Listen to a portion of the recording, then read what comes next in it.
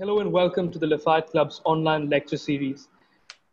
Like the 2008 financial crisis, the 2015 refugee crisis in Europe, and the US-Sino trade war, the coronavirus pandemic has confronted us with certain inconvenient truths. The risks of globalization, the challenges posed by free trade, and the dilemma of global economic governance. I am Satyajit Mohanan, co-director of the LaFayette Club, and today I am in conversation with Mr. Stefano Manservisi, the European Commission's former Director General for International Cooperation and Development. Mr. Manservisi, who is an Italian national, previously served as the head of the private office of Federica Mogherini, the former Vice President of the European Commission. Mr. Stefano has over 30 years of experience in the Commission, including 6 years as Director General of the Department for International Cooperation and Development and 4 years as Director General of the Department for Migration and Home Affairs. He was also the head of the delegation of the European Union to Turkey. A lawyer by training, he is currently a distinguished fellow at the Center for Global Development and also at the Overseas Development Institute. Mr. Stefano is also part of the board of the United Nations Technology Bank. Mr. Stefano, moving on to the first question. The recent cover of The Economist carried the phrase, "Goodbye globalization." Even before the pandemic, globalization was in trouble. Populist parties and leaders have seized the political agenda from the mainstream parties that defended the post-war liberal international order. My first question to you is, do you think that the COVID-19 crisis would further weaken the argument for an open world, or in other words, put an end to globalization? Well, first, thank you very much for inviting me to this. Very, very pleased, also because we have to postpone several times. Therefore, let's do it in this way. It's one of the advantages of the lockdowns, in the sense that it makes easier using digital application platform like Zoom to organize conversations. So thank you very much, and very pleased to do. I hope as soon as possible to come and see you personally at the university. Now, I will say this, it is obvious that in these moments in which big changes and big impacts are assessed, that people can use a concept like end of or beginning of. In reality, what I would like to observe is rather that this crisis is accelerating phenomena which were already there. And if I may say, they made this a bit more, a subject of public debates. I explain myself. The globalization was already in crisis, in the sense that, the sort of dogma of, total free trade without any kind of, any kind of control, any kind of governance, was already in crisis. So therefore, it was not now that started, but certainly it is accelerated. And, on the other side, is this the end of the globalization? I don't think so. By the way, I have to say, I don't hope so. Because, we have to see what could be the alternative. So therefore, let's take this in this way. A sort of crisis of globalization, as we used to know in the last 10 years, let's say, or 15 years, was already started. Now, what are the elements that are now on the table in order to think about what could be next, or the next step? I think that first, there is an important factor, which has not been underlined maybe enough. That if you think it is the first time ever in modern times that the global economic activity has been blocked in order to protect health of people. So in the dynamic, making profit, economic activity, etc., and people, at a certain moment, the world, the decision maker decided to stop. Never done. I mean, even with the famous Spanish flu didn't happen. This has never happened. So first element of what must be taken into consideration in the new post-crisis is a certain centrality of persons, which is something which is not populistic, is something which has become bipartisan, in the sense that it's not intoxicating the debate because it is, putting one against the other, people with generic claims and institutions with duties and responsibilities. So therefore, this is the first point. The second point is that certainly, the lack of governance at global level and credibility of the international institutions is also appearing.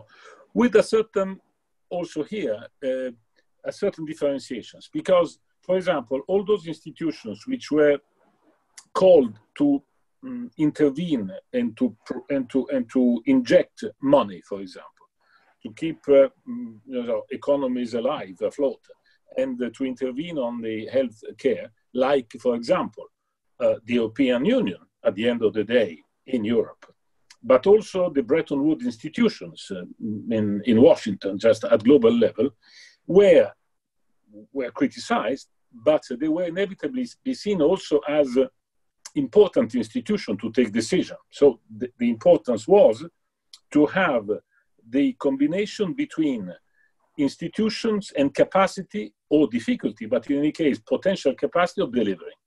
The same, unfortunately, is not true for the institutions which were there to give policy and moral, let's say, orientation. The UN are passing a difficult moment, not only because of WTO criticism, which is largely unfair, but still, which showed that, is a forum, but, forum fed with information coming from states. Therefore, also the first interpretation of what happened in China was questionable. But in general, the UN system that I appreciate a lot, but is obviously not seen as the place where things can change. So therefore, these are two elements that I would like to underline. With a third element, which is how we combine the two. How after, or in any case, in preparing the after, people and institutions at whatever level, global, regional, national, can connect better, because this crisis was already there.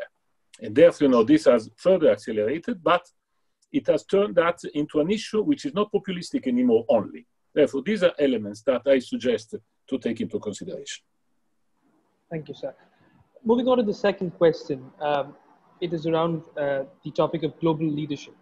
Now, it is not today, but it's been there for the past 3 to 4 years, ever since Trump's re-election.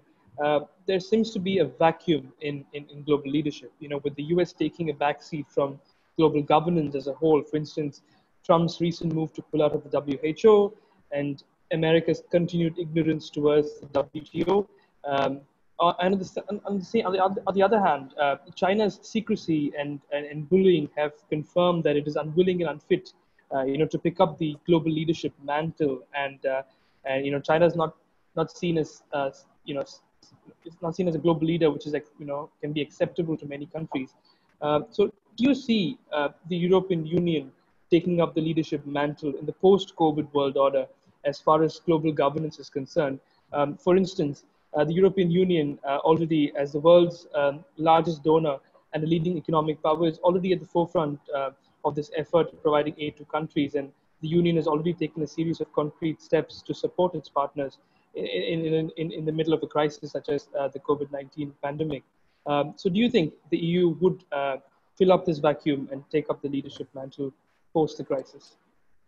Well, I think this is a very pertinent question, but starting in the right order. First, as you said, there is a lack of leadership, or to put that in this way, there is a sort of disorganized leadership, in the sense that there are big centers of powers and interests, like United States, like China, like Russia, like European Union, like others, by the way, which are, let's say, playing in a playing field where there is not a place which is recognized by everybody as the place which is necessary to sit in order to find out a solution.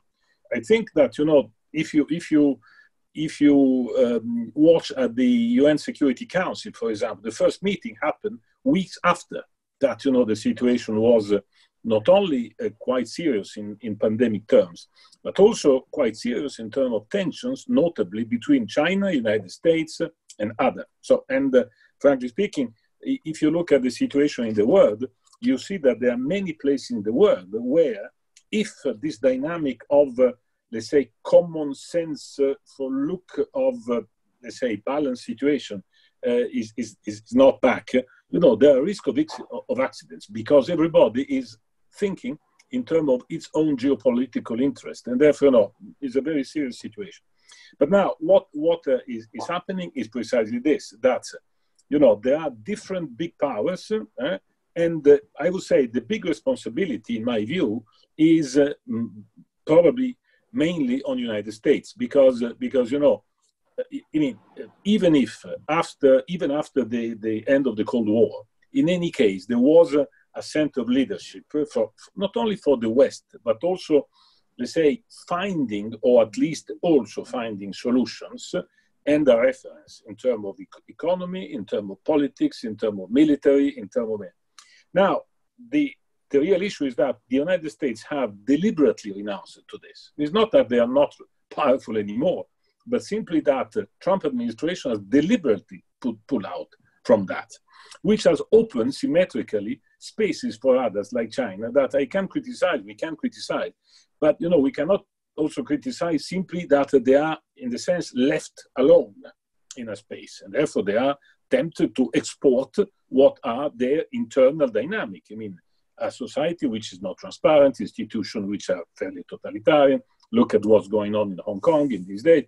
So, but it's a game which is not finding the way to fit into each other, and where, for the time being, this, let's say, common level playing field in which more or less people will recognize we have to sit and find a solution is not there anymore. Now, in this context, the European Union, I would say, to say that we lead or has a possibility to lead, although I'm deeply, and profound pro-Europe, I think it would be, it's too much.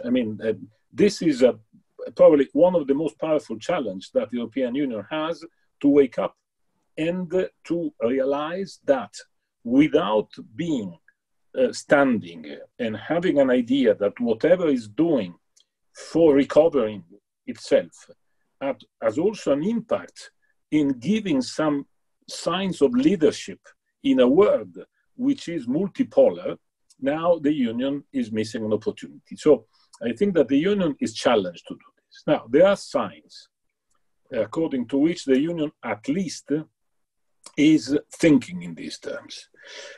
Now, to see to what extent it will be able to act is difficult, because the mechanisms of decision are playing against this, obviously, because the Union cannot decide quickly, because there is a mediation of factors. So it is not a state, and therefore, it is based on continuous compromise. So it's difficult. Second, it has virtually no, let's say, military or defense capability. So in any case, very little. I'm not among those believing that a power is a power only because it has a hand, but at least it has the culture of, let's say, mixing softer, let's say, harder political standing, etc. So we're not there yet, but certainly it is a challenge. And the Union, third element, I think has to realize that in spite of the fact that the Union is not leading in the terms that you are saying, and it has shown a lot of vulnerabilities in this, in particular in the first phase of the pandemic, the Union is a bit vindicated in how the world is evolving, because the Union is an evidence of a project of regulation, is an evidence of a model in which the human being, let's say, is a bit at the center. Leaving no one behind could have been the slogan of the European Union since its inception, basically. The welfare state at the European.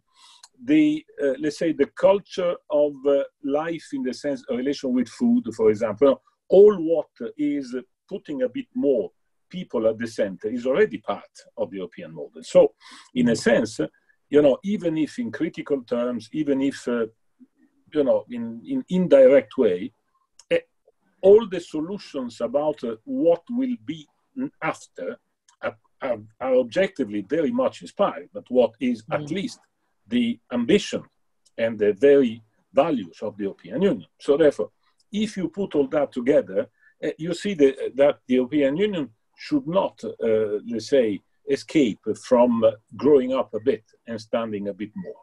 you know, but the capacity of acting, the means to act, etc. Takes, last point, take the recovery fund, or in any case, the MFF package, which has been just proposed by the Commission. You know, it's quite interesting to see, leaving aside all the Hamilton debates and all this, but it is quite interesting to see that it is the first time ever that, for small it could be, the European budget is 2% of European GNI. We multiply by two, just in one operation. Second, there is not only Eurobonds, because this is the reality, which, by the way, already existed, but there is a powerful operation of Eurobonds to address specifically the recovery. And from these, let's say, from these funds, part of the money, small, but part of the money has been put into the external expenditures in order precisely to keep it afloat and even increase in respect of the last period, and to show, therefore, that there is a connection between our recovery and the recovery of our partners. So, signals, sense of directions, but certainly the Union in the middle of this and in view of next has to play and can play, let's say, a more leading role, let's say that. All right. Now, moving on to the topic of G20. I'm sure as the DG for International Cooperation and Development, you would have worked closely with the G20's policy recommendations. And one of the primary problems with global economic governance is that the overdevelopment of the global economy has been accompanied by the underdevelopment of the global polity. You know, it is alleged that the G20 is ingrained with power politics and suffers from legitimacy issues arising from poor representation. For instance, some European countries are represented twice, once by its head of state and second by the EU as a whole. Whereas South Africa is the only country from the African continent, and there seems to be not a single low-income country in the G20 as of now. So do you agree with the need to expand the G20 in order to accommodate more countries in decision-making, and in other words, to make the G20 more inclusive in its approach? Well, yes, I agree. I agree on one point, just to start in order, that, you know, increasingly for the, let's say, shaping a bit of governance in a complex, in our complex world, we have to look at the G20 and less to the G7. By the way, I was personally very much happy to see that Chancellor Merkel just refused to go, obviously because of the pandemic, but it was the right choice. That person would have appreciated to have from the other European leaders, because it is obvious that the G7 seems, and I've been in both, I mean, I know the G7 and the G20. The G7 now is a fiction, and therefore is not the place where the word is run, and even less when it is chaired by a president which has made himself the champion of unilateralism. So therefore is a bad joke, you know. Therefore, but how this will be reformed one day is a story. But certainly, I think that the future of the governance is rather on the G20. Now, G20, however, must also reflect a bit, because, you know, it's not just because you have many countries of the global south, or is more representative in terms of, let's say, distribution of health, etc., that it is at the same time a place where you take a real steering political decision, because let's say, the communalities between all the leaders which are sitting around is much less intense than the one it used to exist in the G7. So it must be prepared, must be structured. You know, it has been for a long period more a place, let's say, to announce and to build a bit of enhanced global ownership, but as a decision-making process and decision-making body, still to do a lot of things, and must be, because take the last meeting on the let's say on debt, on the decision which has been taken on debt, at least to postpone the payment of the service until the end of the year, to a certain extent, in particular for the LDCs, even to think in terms of postponing and to cancel, you know. Yeah, but in fact, nothing has happened so far. I mean, almost nothing has happened. And second, since these countries are those which are holding the keys of the global economy, China has not committed. I mean, as simply said, well, within the multilateral institution, yeah, and is playing more or less the game. But the bulk of debt that China is holding is bilateral.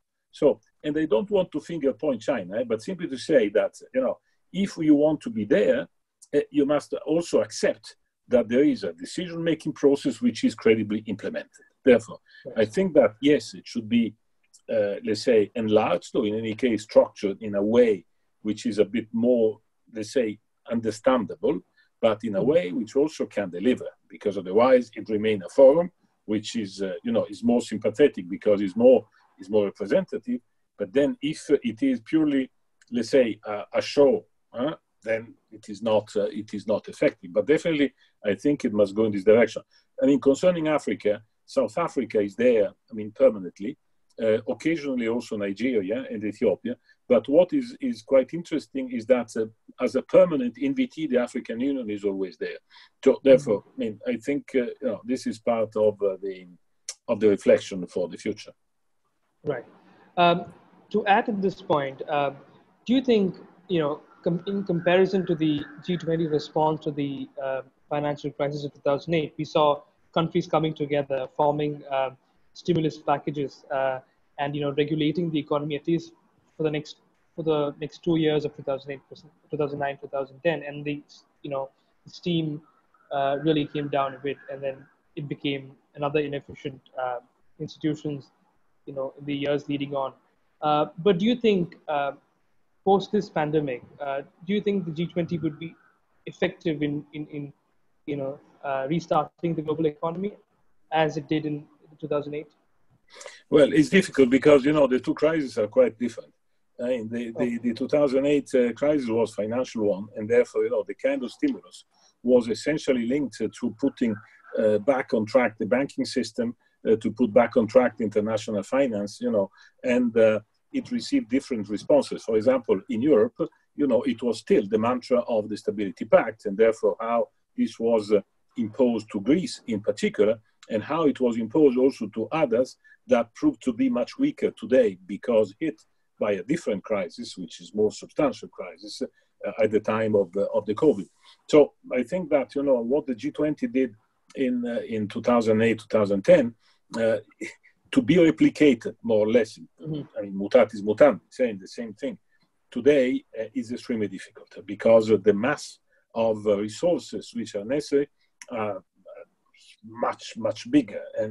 And what it is at stake today is not precisely to put back a system of financial relations, is to create a system of presumably a different way of producing or consuming and to organize the global supply chain. Your first question, basically, find in the G20 all the key actors around the table.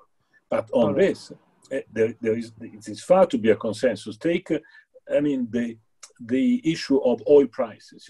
It was quite striking to see in the middle of the crisis of the pandemic, where everybody was talking about climate change, new model, etc., that the big newspaper was starting just saying, well, but how we can do it with the oil price falling? Now, it's not easy, but simply to say that, it requires, let's say, a sort of political understanding that in the G7 at the beginning was easier because they were part, basically, of the same distribution of labor and capital in the globalization. In the G20, there are countries which are in totally different situation in the supply chain. So therefore, it is more credible, eventually more powerful. But to get there, it requires a lot of work, which is so far not structured enough. All right. Moving on, with your experience as the head of the EU's international cooperation and development policy, what do you think needs to be done in order to revive multilateralism and foster sustainable development goals in the post-COVID world order? Well, I think that, something which can be, could be interpreted in a bit, let's say, candid way, but I say that in this way. If we take the spirit of the Agenda 2030, if we take not only the spirit, but also the very meaning of the SDGs, we had already in 2015 a description of a globalization which was unsustainable. There was already an agreement on the fact that as such, we are bound by failures and by opportunities. That all this were distributed in a way which was unfair, and therefore it created tension, etc., etc. But this spirit was already there. Now, taken from the point of view of development, in the sense saying now, development is different. It's not just transferring money from a rich to a poor, but is more an agenda of transformation. This is the point. Now, but at the end of the day, the development policy should take a big part of action on this. Now, I believe that if the political will, a minimum of political will is there, this can give suggestions and can inspire solutions for new form of collaboration. Development policy has the beauty of being a policy which is driven by the results where we all agree that the situation is unsustainable. And I believe, for example, that today, in spite of all the tension, the criticism, etc., in a continent like Africa, the European Union and China, for example, can and should cooperate. And why so? Because we all have stakes in Africa and with Africa in terms of fragilities and in terms of opportunity. We are both of us clients in the sense of commodities, in the sense of whatever, We are both of us very much aware of the fragility and therefore the necessity that if Africa is falling apart, this will have an impact on Europe and China. This will create further tensions, instability. So we have experiences.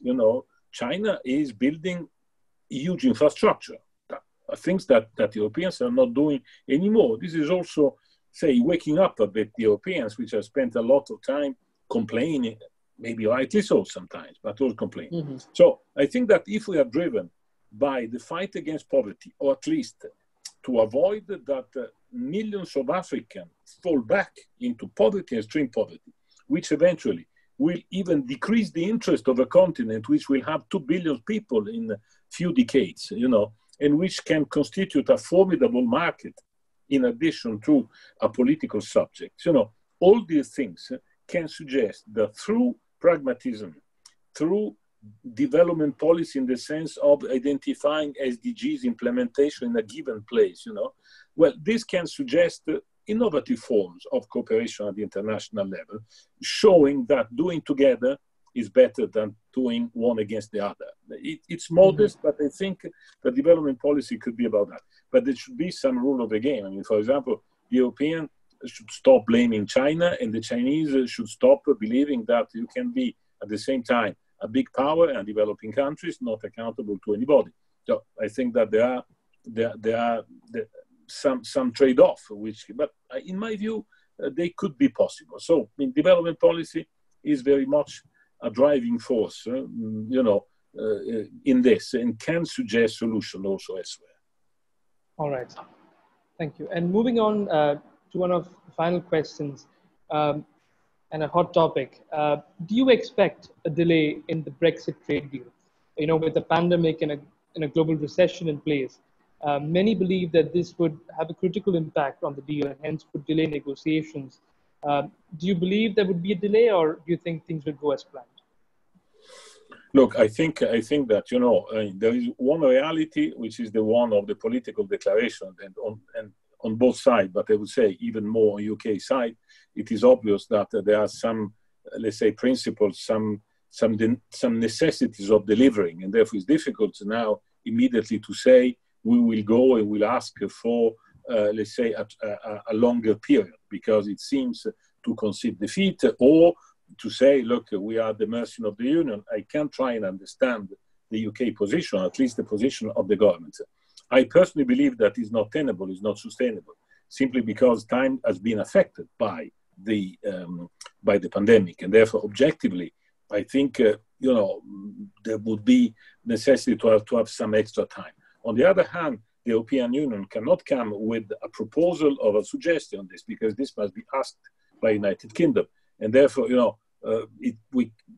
I understand that the Union cannot be seen as the one already suggesting, let's go for a delay, because visibly you are not prepared. Both sides. In a negotiating moment, the two sides must camp on their position verbally.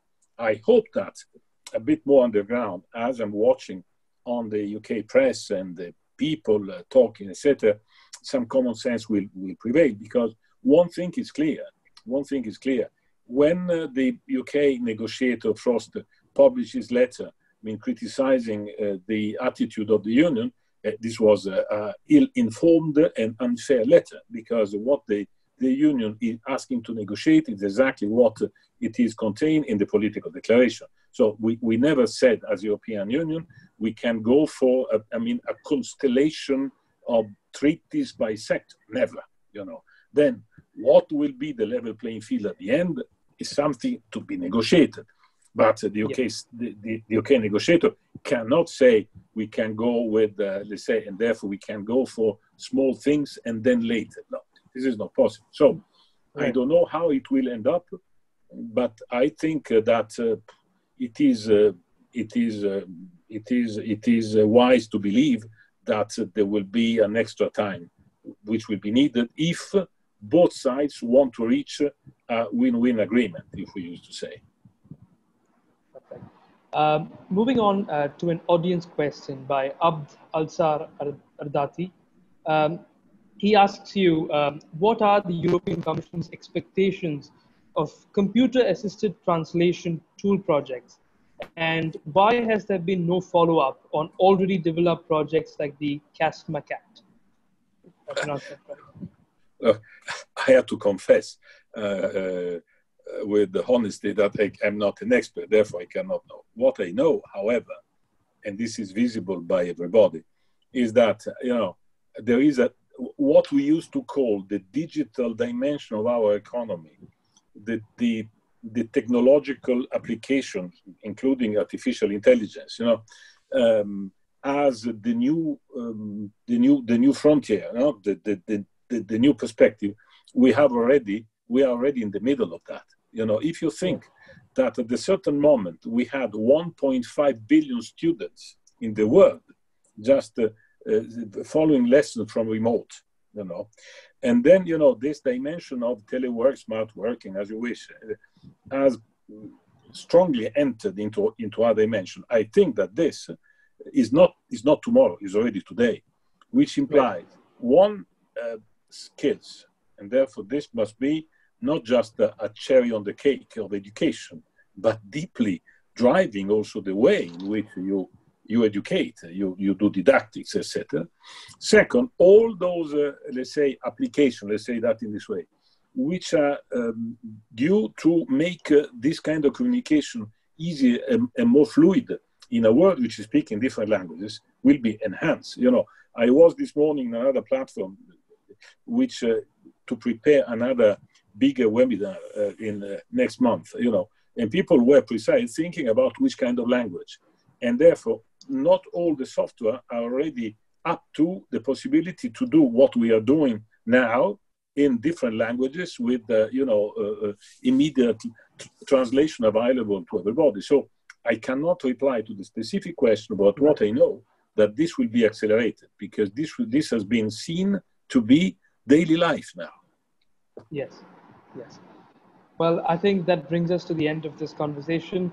Mr. Stefano, it was an honor to have you here with us today. Thank you again for accepting our invite, and we hope to see you soon again in St. Andrews sometime. Thank you, Sergi. Thank you to St. Andrews, and hope the best for all of you. And let's hope to see each other in person next time. Absolutely. Thank you, sir. Thank you very much. Thank you very much. Thank you.